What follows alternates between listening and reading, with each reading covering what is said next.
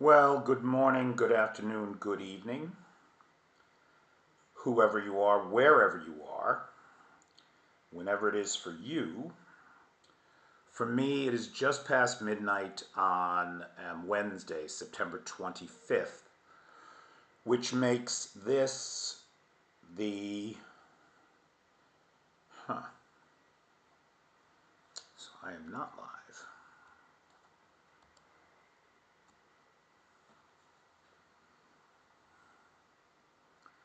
It says I am.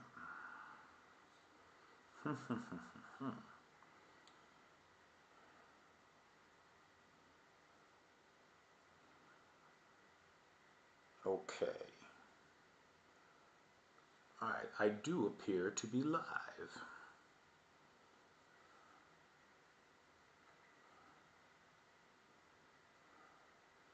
Hello, Lizzie. Can you hear me okay?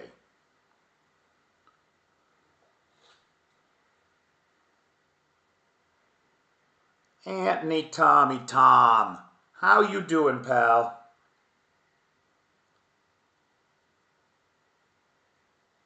I'm just wondering if you can hear me okay. Oh, it looks like we've got a few more people coming in. There's Jake Furs. Hey, Jake. Hey, Sarah. Sarah Bradshaw. Boy, it's going to be hard getting used to the new names. Hey, Dennis. Good to hear it, Anthony. Good to hear it. Hey, Chef Deb. Aaron Rosenberg.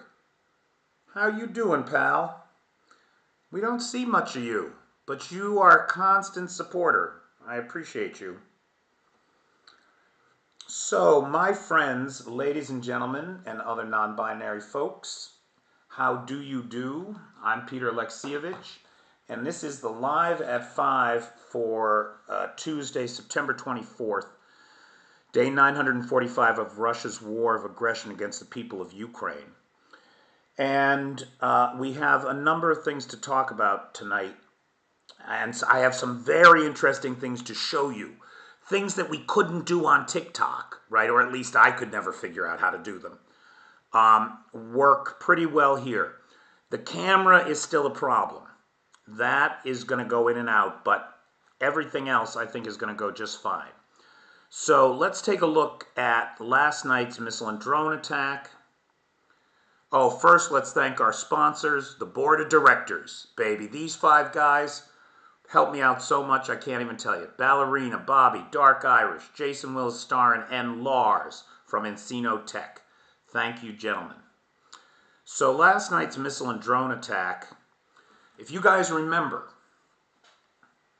the night before last, the Russians only sent 4 drones at Ukraine. One of them made it to Kyiv. I recorded it, and you heard it. And I had suggested that after those kind of probing reconnaissance missions that we see the Russians run, that their pattern is the very next day you get hit with a ton of shit. And I was almost right. Because if you look here, the Russians sent 81 Shahed drones, 81 Shaheds. That's a big number. 66 of them were shot down by territorial defense, who do a phenomenal job guarding us in our sleep. That's like a 75% interception rate. But we are not done because another 13 were taken out with electronic warfare. So that's a total of 79 of 81. And we don't even know if the final 2 hit their targets or were shot, or went off course. But 79 of 81 were taken out. Now, on the missile front, They sent one Iskander, it was not shot down, two KH-59s, and then another one of these unidentified missiles. Now look, I'm sorry, but if you're a radar operator in Ukraine, and you've been watching the screen every single day of your life for the last 2.5 years, every single day when the Russians send this shit, it seems to me you could probably identify most missiles just from their radar cross-section. The idea that one of these is unidentified, in my opinion, the only explanation I have is that it's one of the Iranian Foth 360s. Now, we're still waiting. I expect we're going to hear from Kyiv any day now that these unidentified missiles are the Iranian missiles and that they are being used on the territory of Ukraine to murder Ukrainians, right? I mean, that's what they do. Now, this is an interesting story with the Russians because they bought those missiles from the Iranians, but the Iranians didn't sell them any launchers. What good are the missiles without the launchers? Now, there's a lot of theories going around. A lot of different analysts are saying a lot of different things. But I think that the short answer is just simply that the Russians know they need launchers and they have some alternative methodology established. They didn't want to spend the money on the launchers from the Iranians, so they came up with their own. Just like the Ukrainians tweaked the MiGs to fire Western missiles, right? I think it's something like that, but we don't know yet. I did think it was interesting when they finally revealed that these were the Foth 360s, not the Fatah 110s. I thought that was very interesting. It's almost like Iran is doing to Russia what London and DC and Paris, to be fair, are doing to Ukraine. These Foth 360s only have a range of 75 miles. They're a short-range ballistic missile. By selling the Russians those, they're basically confining them to using them along the front line and in the territories that they've already claimed to have annexed, or in Kursk on their own territory. So I did think that was interesting that they took the short-range missiles, not the long-range missiles. Now, there could be lots of reasons for that.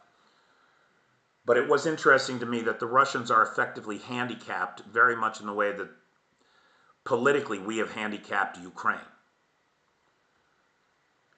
Now, I want to make a clarification about the ammo storage sites that were hit. If you look at this map with me, this map is now correct.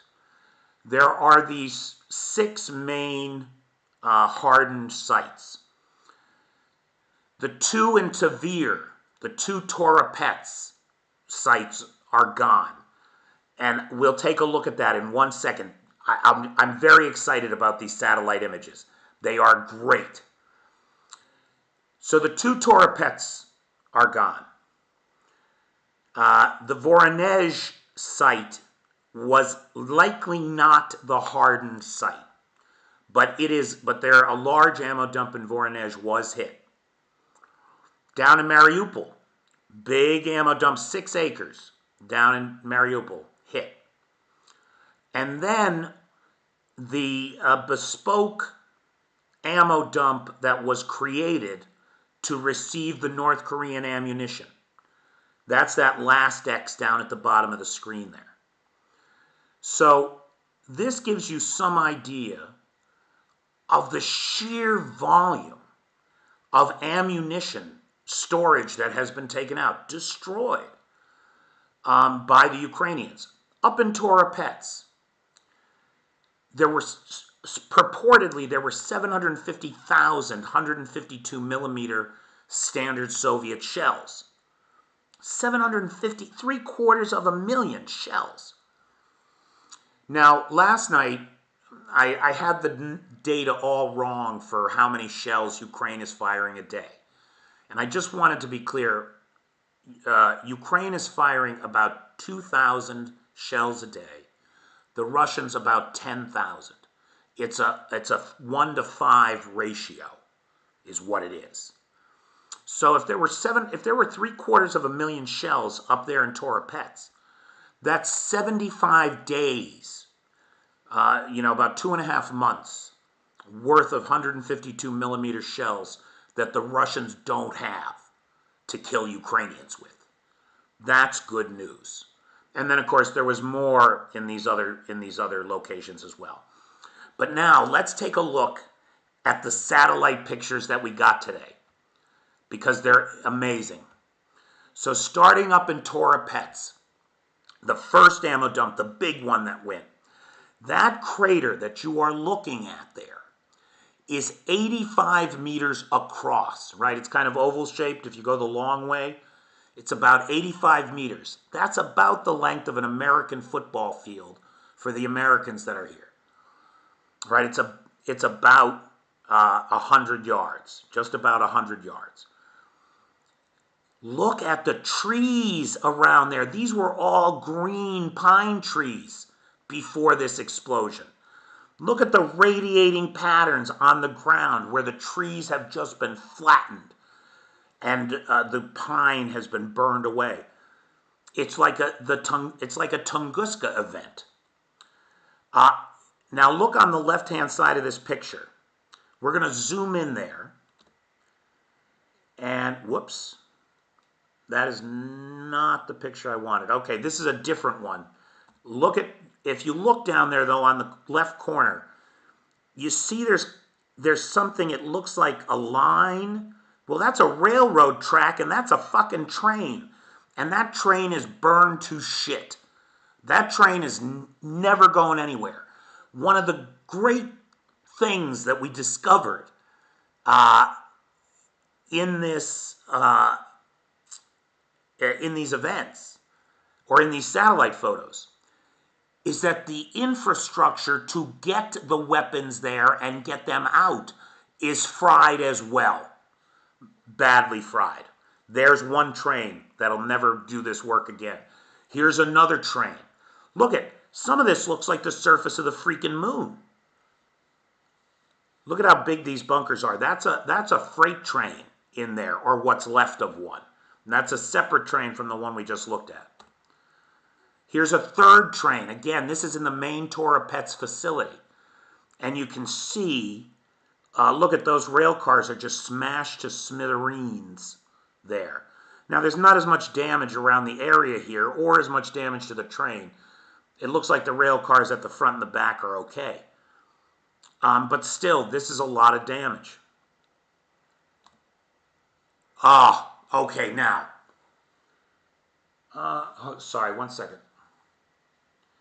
I just want to check in because I don't know how any of this works, right? I'm trying to figure it out as I go. And I just want to see what you are seeing. Okay, so if I have... Okay, got it.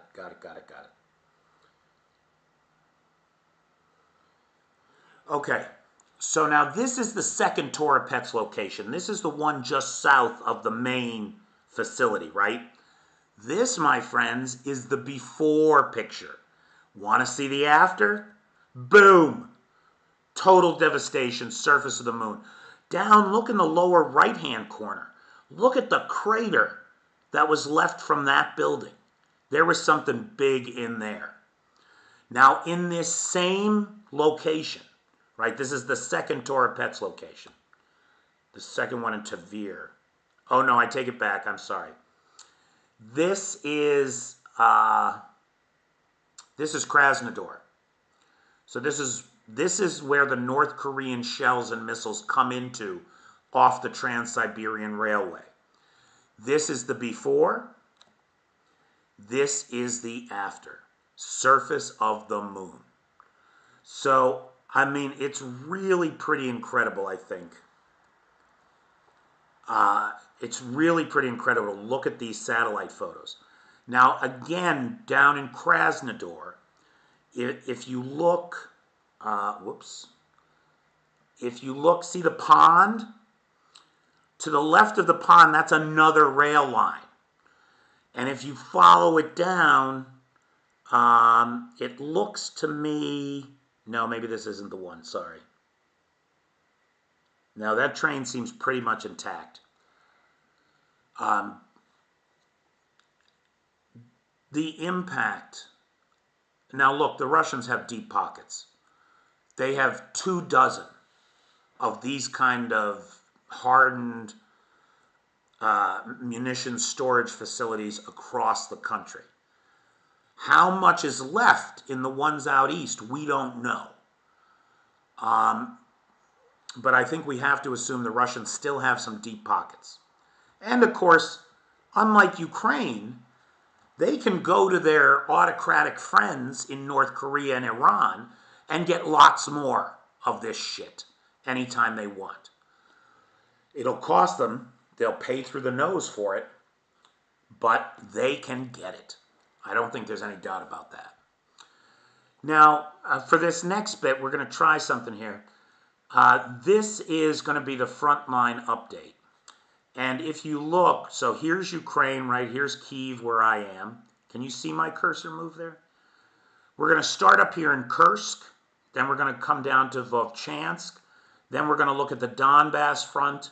And we'll finish up by talking a little bit about what's happening down in Kherson. But to do that, what we're going to do is actually come out here and then take a look at the deep state map. And so this is, now deep state is a pro-Ukrainian site. So I want to point out that a grain of salt is required for any of these discussions, right? Consider the source. But certainly, in my experience, the Ukrainians tend to be pretty accurate. But this is not a non-biased site. That's my point. The only action that we see up here in the Kursk region is here. This gray, now if you see here, this line is the Russian border. This blue area is Tetkino. This is where the Ukrainians are pushing in from the west. Then there's this gray zone area here on the border where the Ukrainians have pushed across the border, and today this area has been expanded.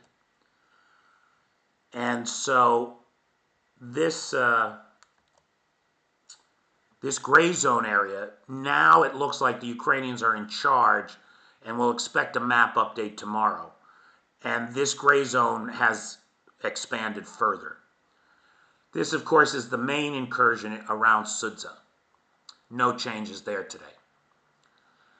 Now, if we come over here, this is what I reported yesterday, and today we can see the map is updated. And so if you look over here, this new blue area, this is where the aggregate plant was. This is where more than one Russian chose to starve to death rather than surrender. Now, we got some new insight today as to why some of those guys might have starved to death rather than surrender. They may not have had a choice, right? You got guys in there with guns who are telling you you can't surrender or they'll shoot you. And I say that because when they took the plant, the Ukrainians suffered casualties. This was heavy hand-to-hand combat to clean this plant out. It is true that they found the bodies of starved men inside the plant, but there were still enough men left to put up a fight. None of those men are still with us. You can see this area over here to the west. The Russians have been pushed back on this map about a half a block, but my understanding is that they're actually pushed back more to like here, this area.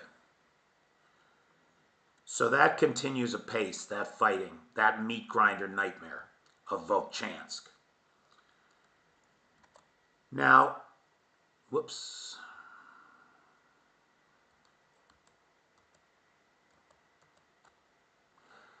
Tourette's, in the Tourette's direction.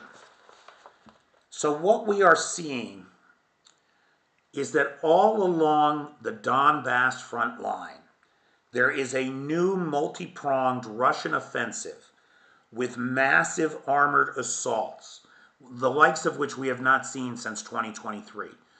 The Russians have been attacking in small company-sized groups. They've avoided large armored assaults because of HIMARS, because of artillery precision, and because of FPV drones.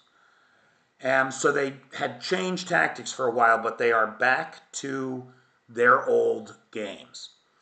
And the result is nominal ground gains and massive losses.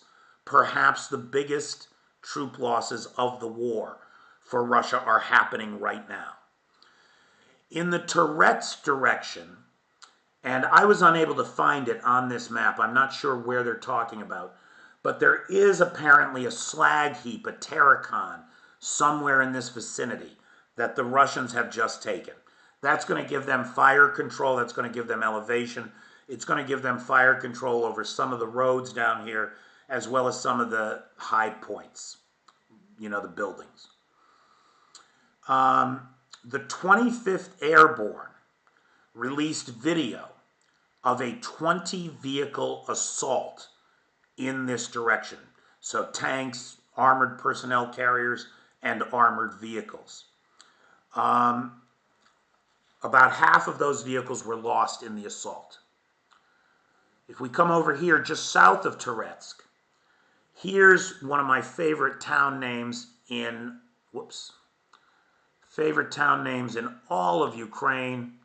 New York, baby. Here's New York down here. Now, a couple weeks ago, New York was a victory story. The Ukrainians had pushed the Russians out of parts of New York. They had retaken some of the Russian positions, but that appears to be coming to an end. The Russian, and you can see there's some of that blue area left where a few weeks ago the Ukrainians pushed the Russians out. It appears that the Russians are pushing back and have recaptured positions in New York. Now, just south of here, again, staying in the Donbass front line, is Korotkove. And if we take a look, here's Korotkove. The town of Hostry and Maximilianivka. Say that 10 times real fast. Both of those settlements are fully in Russian hands, by all accounts. Russians on Telegram say they are, and the Ukrainians on Telegram say they are too. This is about a kilometer, this push, this salient that you see here, is the Russians advancing about a kilometer in a day. 16 vehicles were lost in this push. Video posted by the Sinmo 2 drone group showed the column stalled after hitting mines. Then it took heavy fire by artillery, chain cannon, anti-tank guided missiles, and the FPV drones finished off anything that they couldn't get out of there. Just south of there, see this road? This road right here? This road comes up into Korotkove, and then it zigzags and goes out of Korotkove. If you were to not stay on this road but follow the zigzag north, you go right up to Pokrovsk, right? This is all Pokrovsk area. Now, the 46th Mechanized Brigade posted video of a massive 60-plus vehicle column on that N15 highway from Donetsk to Kharkov. The group advanced about a kilometer, overrunning Ukrainian positions, and it took those towns that I just mentioned there of Hostra and Maximilianivka. Also, what it's doing, if we look up here, right here, there is a threat of encirclement There are between, we don't really know, there are between 2,000 and 5,000 Ukrainian troops in there that right now are faced with the difficult choice of trying to withdraw under fire or run the risk of encirclement. And we're all thinking about them and watching this with concern. All up since September 21st, if I jump over here and show you the big picture of the Pokrovsk front line. Up here is what we looked at first, Toretsk. All the way down here is Korotkove. And then right there is Pokrovsk. And you can see this whole massive push toward Pokrovsk, which has not really moved in a week now. The main bulk of the forces is still about 12 kilometers from the outskirts of Pokrovsk. But look at everywhere you see these red arrows, these are the Russians pushing. Toretsk, New York, Pokrovsk, Korotkove, Volodar, all up and down the line. They're pushing, and they're pushing hard. They know that soon they're going to have to sit down and talk. Trump's not going to get reelected. November 6th, all of Vladimir Putin's hopes and dreams go up in, a puff of ozone and the smell of regret. It all goes. Last thing here on the Frontline update, I just want to take you all the way down to the mouth of the Dnipro, to the Kherson region, where we have reports that the Russians on the left bank are shelling villages, towns, and the city of Kherson on the right bank. To a total of 23 villages and towns, as well as Kherson city, have been targeted in the last day. The Russians are also targeting civilians on the street with drones and in civilian vehicles with drones.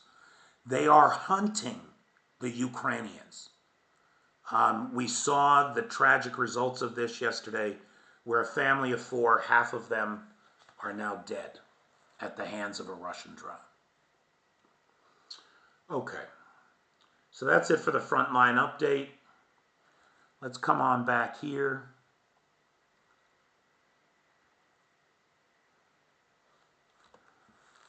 And I just want to show you this in the interest of fairness, right? This is Deva Majors. This is a Russian-leaning war mapper. And I thought it was important to put it up here because it shows that at least in the Korotkove direction and Pokrovsk direction, the Russians and the Ukrainians just about agree on things. And you can see that same threat of encirclement there of Ukrainian troops. So we all agree that that's a real threat. But it is important, I think, to use multiple sources. And this is an example of a Russian map that is in good concurrence with a Ukrainian map. Real quick, this guy, Ragnar Gudmundsson, he's an Icelandic researcher who looks at war losses. And according to him, we are right now seeing just about the worst losses for the Russians of the war. With, if you look over here, average daily total of 1.4K, or average daily loss of 1.4K troops. That's been hit in recent days, right? Or at least within this past summer. And you can see the way that this is trending. The Russians are now losing, on average, over 1,100 men a day. That's more than they can recruit. They're not making up their losses, boy. And then you take away a bunch of people to go defend Kursk. The Ukrainians are hollowing out the front line. And the effects of that are going to show before long, in my opinion. Now, in world news, of course, our boy Volodymyr here, along with his buddy Yermak, are in D.C., or I'm sorry, they're in New York. They met today, or I'm sorry, this meeting was yesterday, with representatives of Congress. They talked about the military needs, the Kursk offensive, the frontline status, and the victory plan, which we got a little more information about what exactly Zelensky is thinking.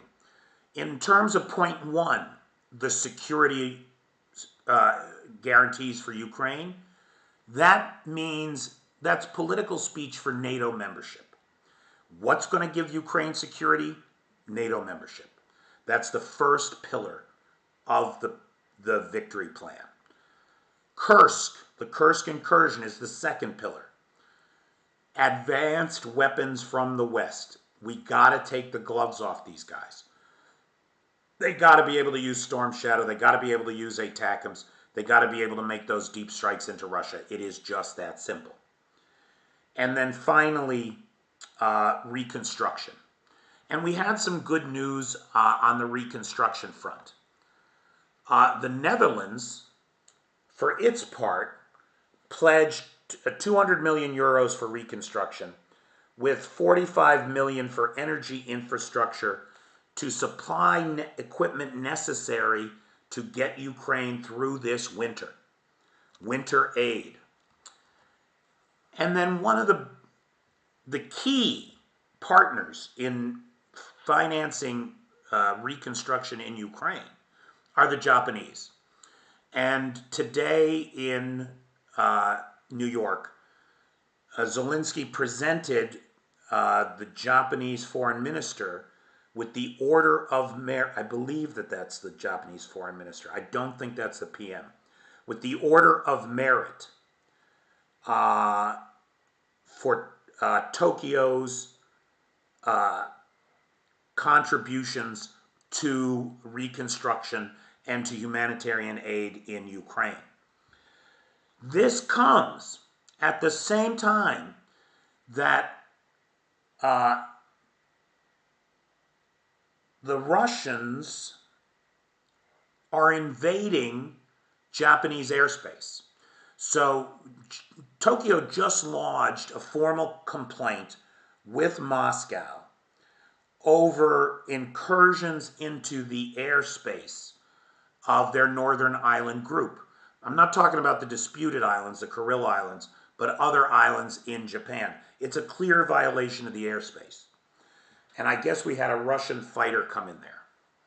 Now, do I have a slide on this? I don't. I thought I made one. All right. On the subject of airspace violations, it's worth mentioning that Belarus invaded Ukrainian airspace today. A Belarusian jet, a Yak-130 training fighter, came across the border and was in Ukrainian airspace for a couple of minutes. Now, why didn't the Ukrainians shoot it down? Your guess is as good as mine.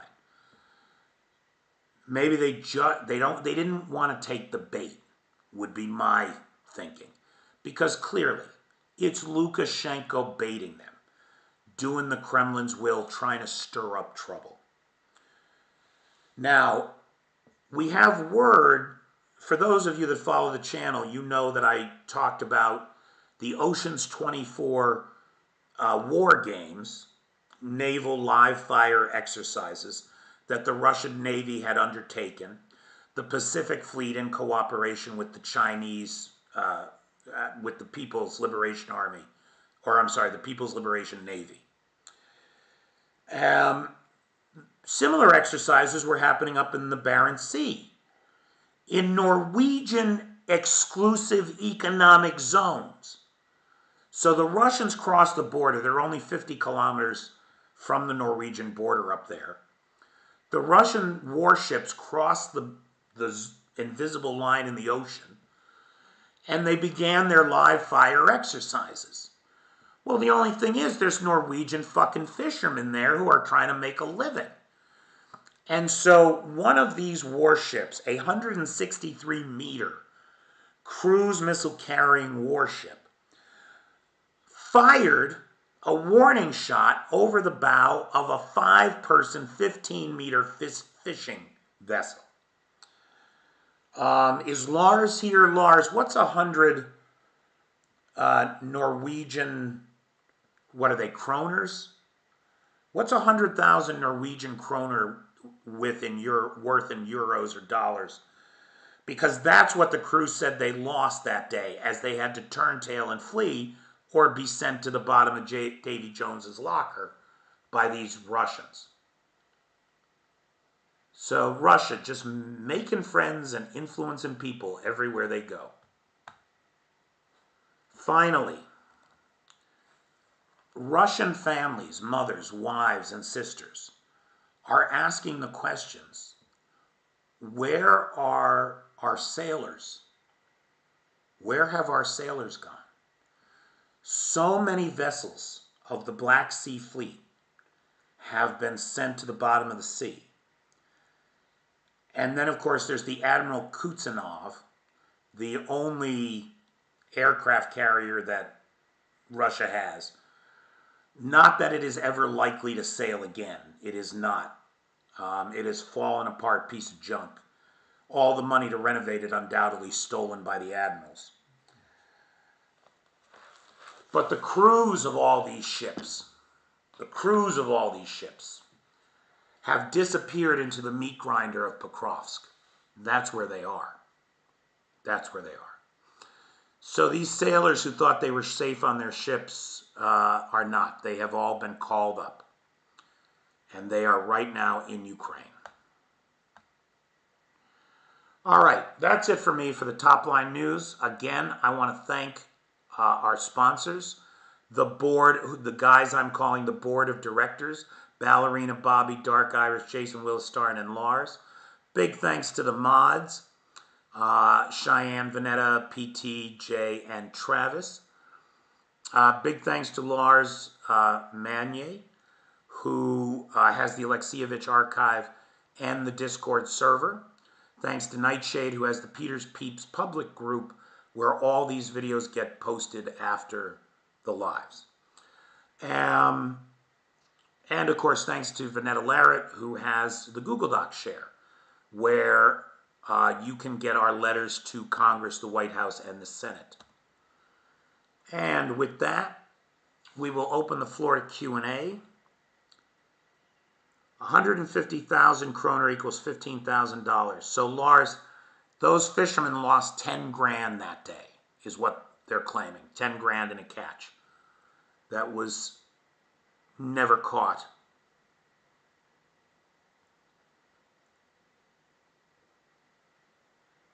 Don't touch our boats. Don't touch our boats. Hey, PH. Swimming with the fishes. Oh, Cheyenne is here. Hey, Cheyenne.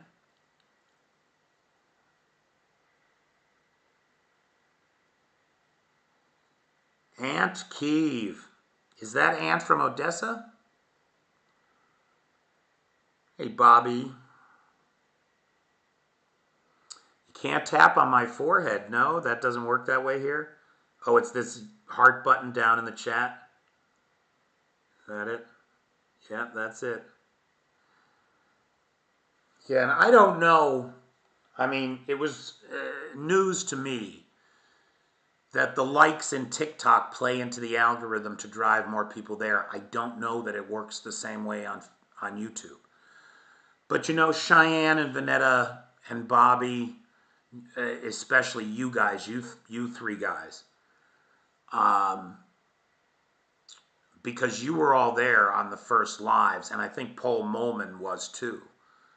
The very first lives in early August last year, right? Remember what it was like then? We'd have 30 people a night.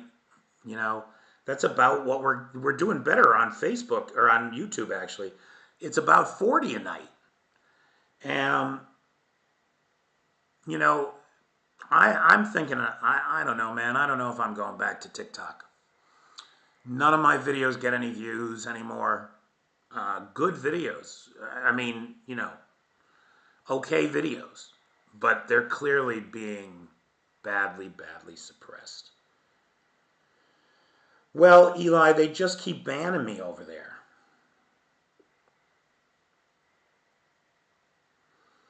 Oh, yeah, I'm a PowerPoint god, Fitz.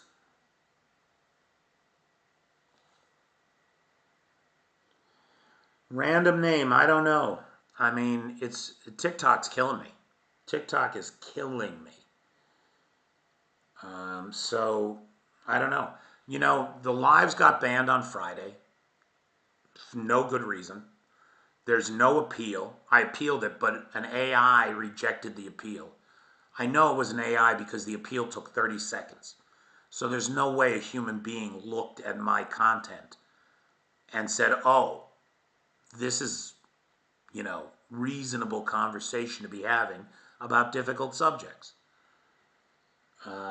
Nope, just labeled hate speech and done.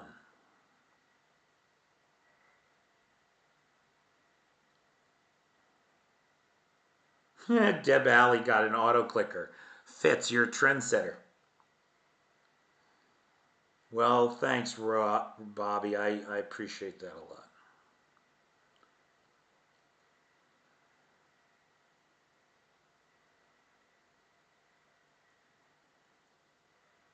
Oh, the Russian embassy has so many things to answer for, and they're never going to answer for any of them. PT, I didn't really talk about Volodor. Volodor is under pressure, and it looks like it's going to fall. It's not looking good. It's a bad, bad situation in Volodor. But if you think about how long the Russians have been pushing there, how many lives they have sacrificed for that piece of poisoned earth, it's insane. I mean, you want to talk about insanity as the definition of doing the same thing over and over again and expecting different results. I mean, what could be more insane than Russia's behavior in Ukraine, where they just keep doing the same thing over and over again and expecting a different result? It's insanity. Thanks, Paul. I was banned for hate speech, Deb, because you know me, I'm a hater. I mean, the reality is that if you're a pro-democracy, pro-Ukraine voice, then any criticism of Russia is hate speech for the Chinese. And that's what it is.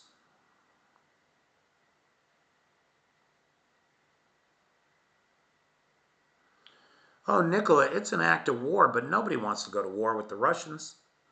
I mean, well, nobody wants to go to war at all, right? No, nobody wants to go to war, except power-hungry old men who are willing to sacrifice other people's sons. 14 months of rubble. Are you talking about the Volodar situation, Paul? That's a good description of it.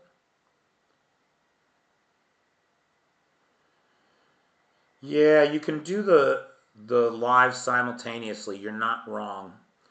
And when my ban is up on TikTok next week, I might do that. But Deb, I'll tell you, you can't. You have two cameras. You can't look both of them in the eye. I'm gonna have to choose. And I gotta tell you, I really like being able to do the pictures. And before long, I'll figure out how to embed the video, and this won't be so clunky. And embed other video, right? So I don't, I don't imagine showing combat footage. That would not be my thing at all. But there's other video to be shown. Lots of videos of Zelensky's speeches, videos of Biden's speeches, where you can hear it from the horse's mouth. And I seem to be able to do all of that here.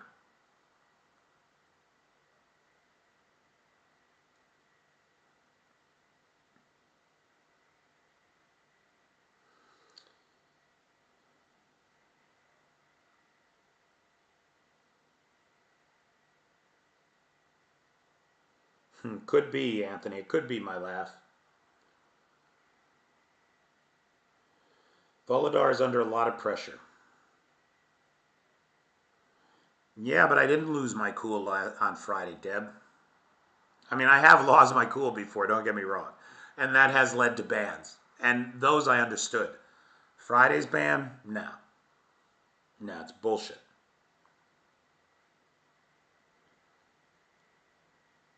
If life had been lost, then it had been an act of war. Putin is running out of recruits. He has to pay hundreds of thousands of rubles for new recruits. Yes, Bobby, he does. And he is paying through the nose. You like this one better, Deb, do you? Fitz likes the pictures and the maps. I like having them, pal. I do. I really like having them. I think, I mean, I could get better at this. Like, we can fix these things, like with the video and stuff.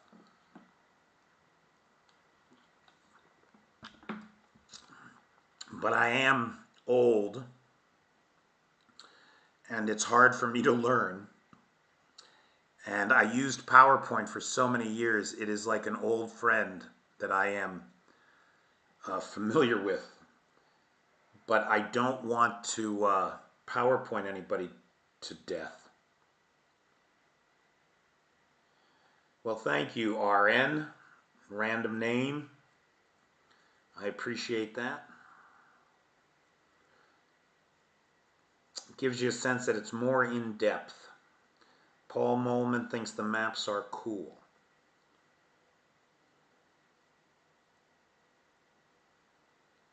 Video on the computer and chat on mobile. Well, that's what I've got too. There is a way. Lars sent me the directions to get the Q&A or the chat bar on the top all the time. So, although I don't know that it matters.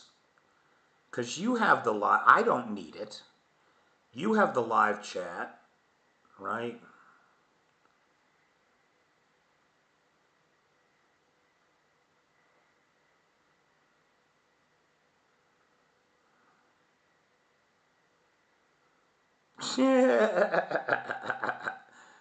You're the best, Bobby.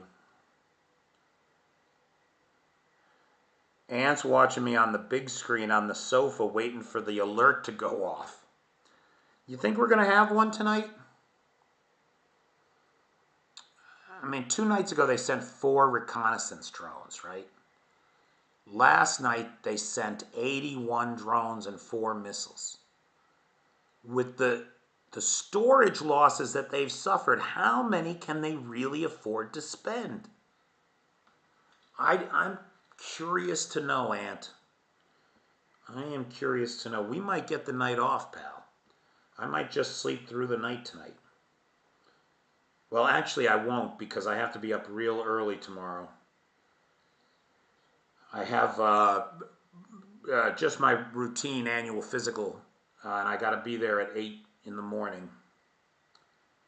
And it is now 10 to 1 in the morning here. So,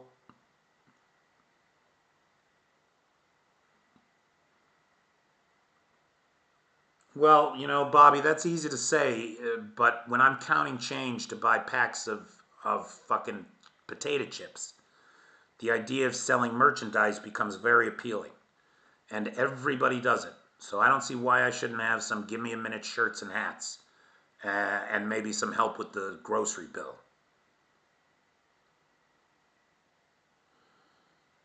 Aunt says, yes, Shaheeds.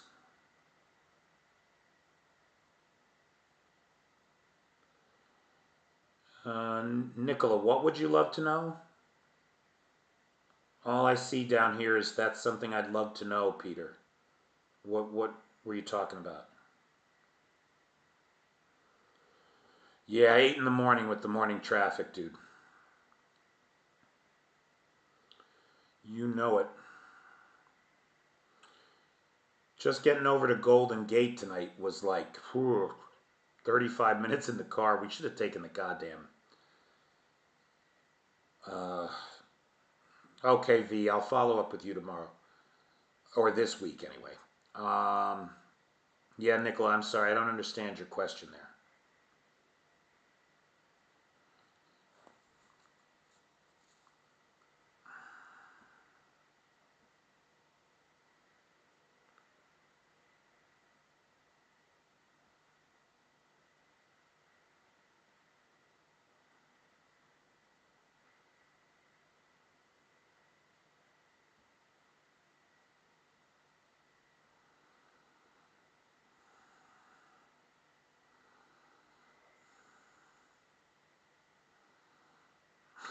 Thank you, Dennis. See, Dennis wants a shirt, Bobby.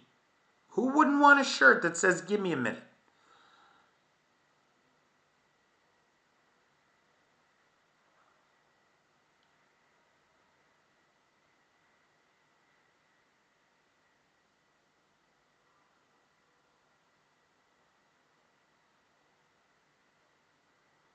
It is a nice area, Ant. It's a very nice area. But no, I just said it took the cab 35 minutes to get there.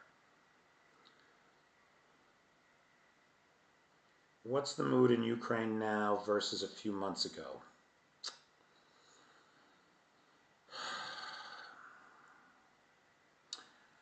I don't know. I don't know that I have my finger on the pulse of Kyiv.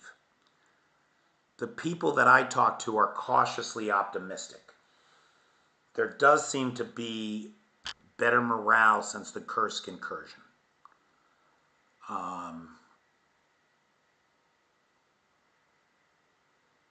It's a tough question. It's a tough question because, you know, there are as many moods as there are people in this city. The current state of things is causing all kinds of good things to happen and bad things to happen, things you wouldn't think would be happening. Like, with the prospect and the rumors of peace, or at least a ceasefire coming up, some people that fled, that were afraid to fight, that were hiding from the Tzaka, the conscription police, some of those people that left because they were afraid of getting drafted are coming home because they don't think that they're going to get drafted anymore. And not everybody is welcome back home. Some people's wives have gotten very used to not being beat for the last 2.5 years. And they're dreading the return of these assholes. That's a real thing.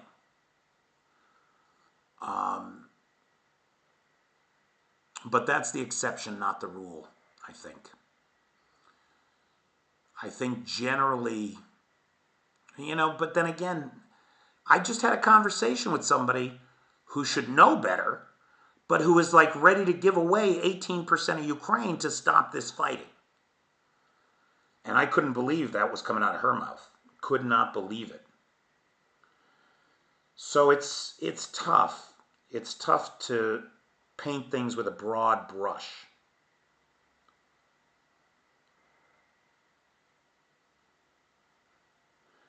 Daryl Roberts would buy a shirt. Nice. Oh, please, Dark Irish. I know you take him to the Chinese. There's no way that you're folding your own shirts. You mean to tell me that there is not a Chinese laundromat that you take your shit to, or maybe Indian, right, and they charge you by the pound?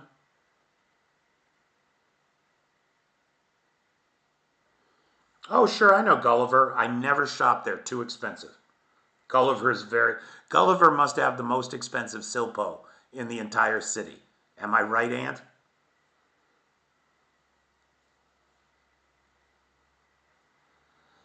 Yeah, no, I agree. The handcuffs do need to come off. And those long-range strikes need to be authorized. Could not agree more.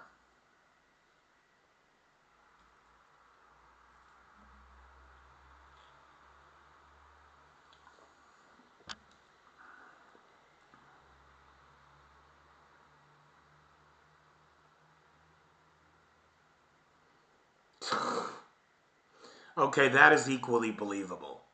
That is equally believable. All right. Ladies and gentlemen, once again, big thanks to the board of directors, Ballerina, Bobby, Dark Irish, Jason Willis Starr, and Lars. You guys are the best. And the sponsors of tonight's video. Thank you to the mods, best moderator team on the TikTok and the YouTube now. Big thanks to Lars M, who has the Discord server and the Alexievich archive, and to Nightshade, who has the Peter's Peeps public group and the Peter's Peeps private group on the Book of Faces.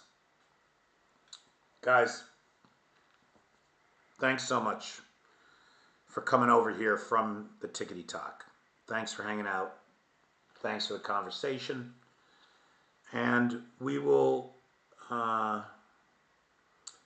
keep this up through this week. Oh, I know, you got Blanca, baby. She takes care of all that shit for you. I'm shocked and amazed that Fitz does not have a laundrette near him that he takes his shit to. I am shocked and amazed. I have not been to Good Wine, no.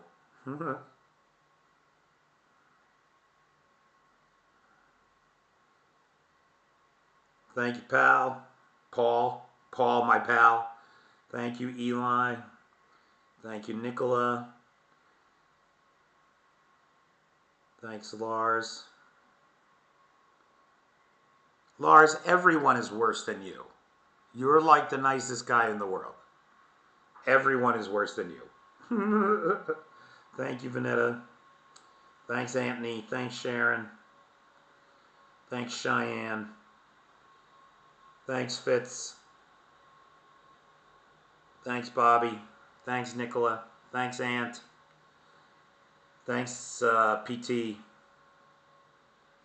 The Mod Squad is now multi-platform. Damn right. Thank you, Sarah Bradshaw. All right, kids. Let's call it a night. Take care.